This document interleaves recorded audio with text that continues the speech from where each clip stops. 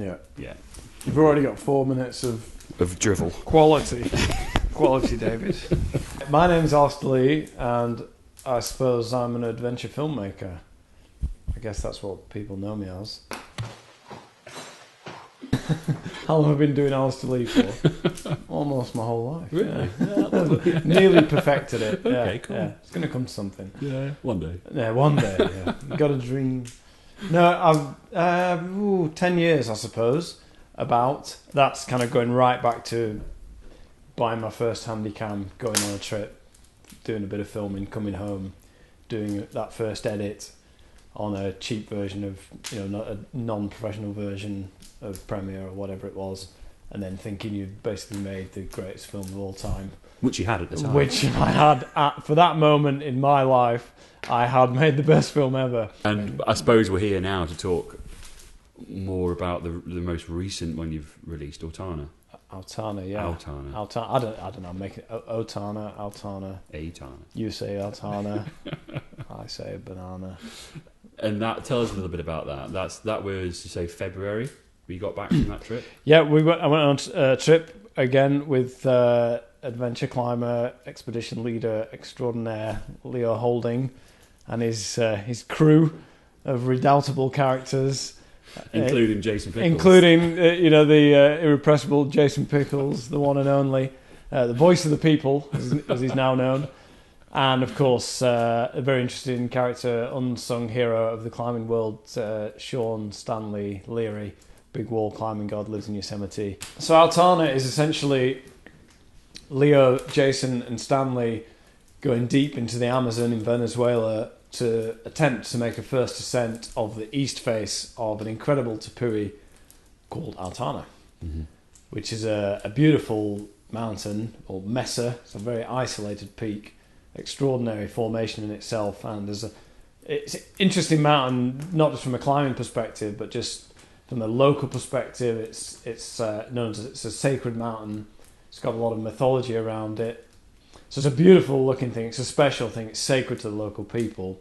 And logistically, it's very hard to get to. It's very deep in the Amazon. It's in a really hardcore bit of jungle. Like a lot of the tepuis in Venezuela are said to be, in the jungle. But actually, it's more kind of like semi-jungle and a bit of savanna. So it's kind of just more like thick, long grass with bits of trees. Whereas Autana really is, it's really the jungle. It's just exactly as you imagine. It's very thick vegetation. There's a lot of bugs. The fly insect situation is horrendous. There's poisonous snakes. There's spiders. There's jaguars. There's everything you could think of that that comes up in an Indiana Jones film. Well, that's kind of Autana. That's what it is. It's very much the real deal. And it's interesting. The west face has been climbed. Was climbed in 2002, I think. Maybe it was 2001. One of those years by an international team, that well-known British big waller and adventure climber John Aaron and Anne Aaron. But the east face that we went for was unclimbed, so it had this this real interesting objective that no one had been round onto the east face and no one had climbed it before. When you look at the east face from the ground, it looks very unimpressive, and we were all pretty mortified when we finally got a first glimpse of it in the flesh with our own eyes. We'd seen some aerial photographs where it looks quite impressive, and it certainly looks very steep, which was attractive because that meant it'd be pretty hard. It was a great relief to get on the wall, and life was more familiar in many ways. And adding to that, the first two pictures, as you see in the film, it was grim. You see Leo gardening. And, it's literally. Apparently that's par for the course on tepui climbing. The first pitch or two will be grim, and it'll be thick vegetation. You've got to dig your way up them, and you'll get completely filthy. As you see, Leon does a great job of doing that in the film, and it looks horrific. But then the rock gets much cleaner the higher you get on the route. It's logical stuff.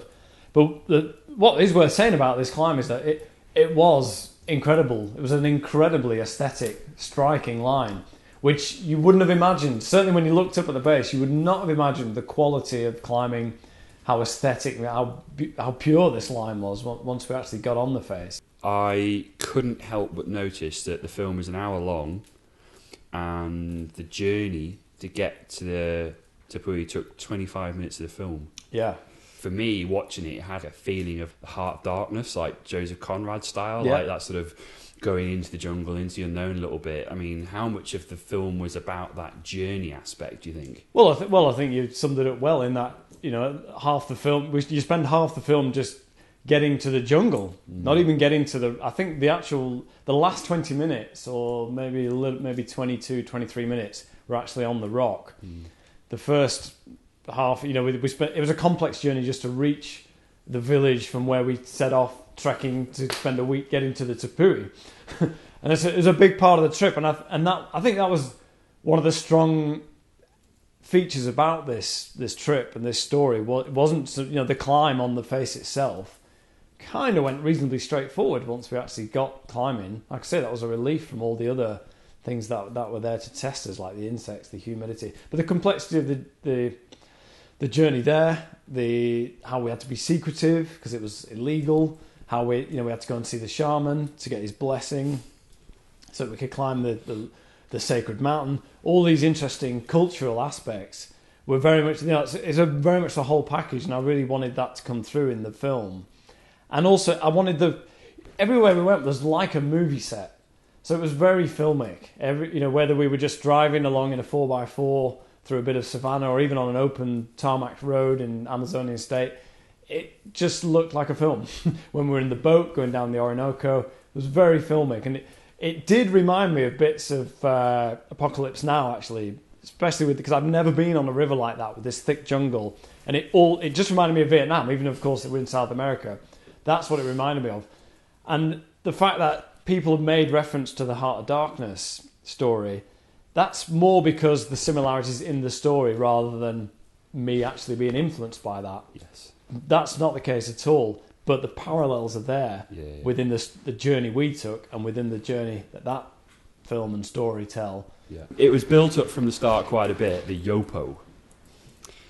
To be honest, when I watched it and I saw that sort of those scenes unfolding, I thought, this is a bit unnecessary for me. But I think when I watched the rest of the film and got to the end, again, for me, it kind of related back to that whole journey aspect. It's like one of the guys, I can't remember who it says in the film, you come out of it a different person. It's that sort of life-changing experience. For you, how necessary was that Yopo sort of sequence? Yeah, it was. Well, you could take it out if you wanted to. The film would be 3 minutes shorter. It's disturbing. It's not pleasant viewing. It's when I was cutting it, people would come in and tell me to shut the door or turn the sound down because they were having post-traumatic stress. You should hear the raw stuff. Like it is disturbing. It was, it was not a party. It was quite a night. It was serious. But I thought it was very important culturally. Although we weren't allowed to film this Yopo ceremony at the shaman's house, we weren't allowed to film it. That's why I used visuals to tell the story, which tell it much more effectively than just watching someone having a bad time on this medicine, the Yopo, which is extremely strong psychotropic drug. Did you take it? No, I didn't do it. I was going to do it, but when I saw what happened, I changed my mind. Yeah, Jason and Stanley were kind of like doing what they were supposed to do, which is not move. Whereas Leo did move, and it just didn't react badly. It just didn't react well to the Yopo, and didn't sit still. Wanted out, and of course you can't get out of it. And basically, he was in a fiery hell with the realization of this was his eternity. So reasonably terrifying, and of course completely real. At no point do you know it was that this is it. You are in hell. It is forever. That's quite scary. And how necessary was it for those guys to take the Yopo? It wasn't. They just wanted to. So they've only got themselves to the blame. But I think they're glad they did it. Really, I think they are. I think they might do it again. Who knows? Like maybe not. Maybe they'll think differently. I don't want to speak for them, but they were very much signed up to it from the word go. It was something they wanted to do, part of the cultural experience. I was really tempted. I was, for whatever reason, on the day, didn't quite feel myself. Was still feeling a bit culture shock, jet lag, tired with the heat, and was still right up to the last moment I was considering doing it. But like I say, when I saw what happened and how severe it was, I was like, you know what, I'll give this a miss. They were signed up to it. They wanted to do it, but they'd done a lot more research about it and read up about it, knew about the cultural aspects, the kind of the thinking behind it culturally, what it meant to them, that it was supposed, it cleans the body of demons, and then you're enlightened afterwards. And that is what kind of ends up being the whole journey of the story in the film. As you notice, as you say, when you see it at first, you might find it a bit much, and where's this going? What's this doing in an adventure film? But actually, there's a lot of things to read between the lines in this film. But I'm not going to spell it out to you or bang you over the head with what this film's supposed to make you think. That's up to you to think. Like, if you think it's crap, then that's what you thought and that's what it did for you, then fair enough. I'm not going to argue with you. But if you can read something a bit deeper about a different message or a different metaphor that you can take into a bigger picture or into your own life, then maybe that's what I meant. Maybe it isn't. Like, so next week, you're starting your next big expedition to Antarctica.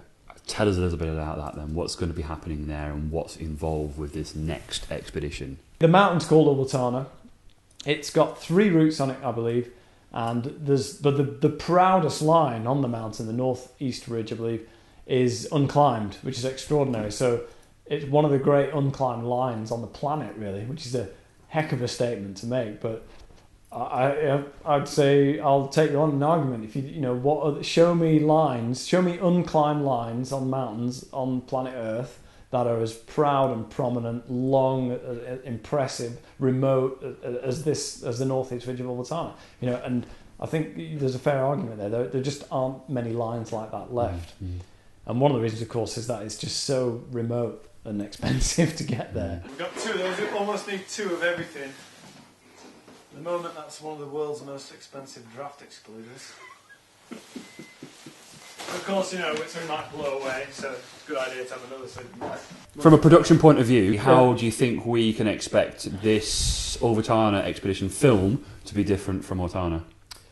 I think it'll be different in that, obviously, locationally, it's back to more familiar ground. It's an alpine environment, which that's kind of what a lot of people want, really, with these expedition films. I think the jungle's interesting, but I don't think everyone's really queuing up for another jungle film. Whereas the mountains, the alpine mountains, are so beautiful and majestic. People just can't get enough of them. So I think the look of it is obviously more traditional. We're getting some nice kit from, I must pick up on-site equipment in Shepperton Studios in London. They're very kindly lending us some really nice kit. So hopefully, visually, quality-wise, it will be better looking than anything I've produced. Also, thanks to Canon, getting all my plugs in, because they're lending us a load of kit as well. So it's going to look superb.